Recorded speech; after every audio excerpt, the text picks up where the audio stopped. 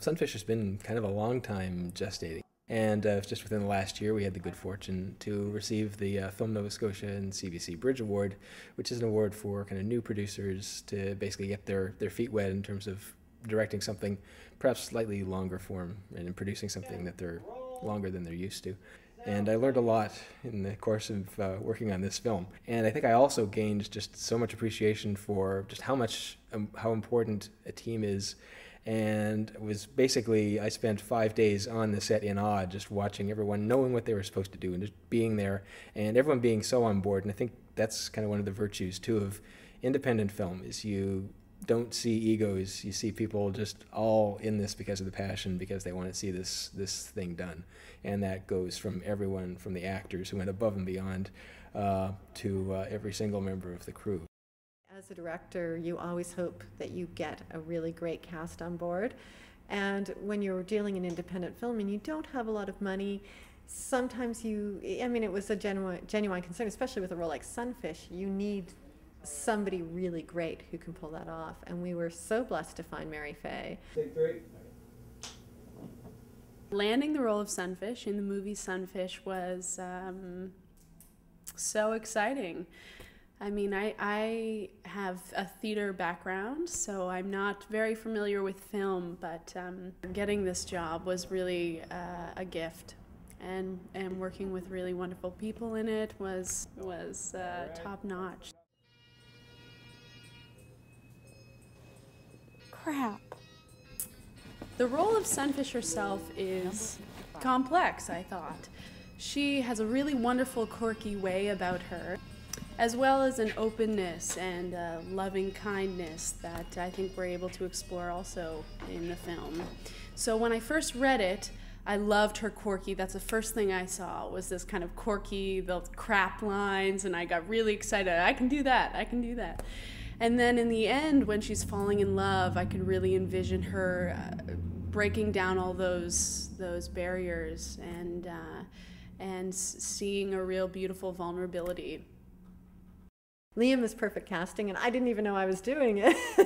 When we saw Liam, I just thought he did a really, really great read, and he looked the part, and he seemed really sweet and wonderful, and like he could pull it off. But, you know, holy cow, he turns out he is that great in real life. How lucky are we?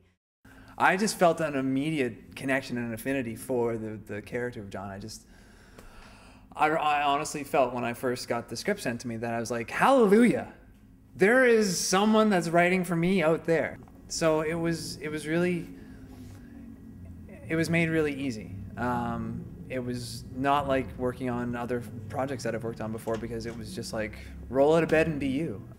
So it was great. The scene that I really connected to most emotionally was the bench scene outside of Bhupinder's place. I'm so sorry. Jackie told me everything, and I understand. I do.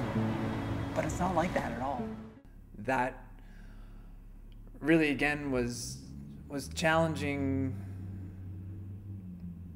in a way because of the vulnerability and because of all the distractions of being on the street and the lights and the camera being in your face, and really trying to bring honesty to what I was saying to Mary Fay. That scene really was my favorite scene to deliver, and I really felt that scene.